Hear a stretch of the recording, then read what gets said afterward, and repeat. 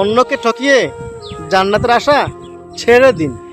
কারণ আল্লাহ পাক যেমন দয়াবান, ঠিক তেমনি শ্রেষ্ঠ বিচারক, উনি ন্যায় বিচারক। আল্লাহ পাক বলেছেন ইবাদত দুই প্রকার, একটা হাক্কুল্লাহ আর একটা হাক্কুল ইবাদ। হাক্কুল্লাহ মানে হচ্ছে আল্লাহর হক। আল্লাহর হক আপনি যদি পূরণ না করেন তাহলে আল্লাহ পাক হয়তো আপনাকে ক্ষমা করে দিতে পারে, এটা আল্লাহর ব্যাপার। কিন্তু যখন হাক্কুল ইবাদ মানে বান্দার যেটা হক আছে, যেটা প্রাণীর হক আছে, সেটা আপনি যখন পূরণ করবেন না, কাউকে ঠকাবেন, সেটা না আল্লাহ পাক ওই বান্দার হাতেই ছেড়ে দিয়েছেন।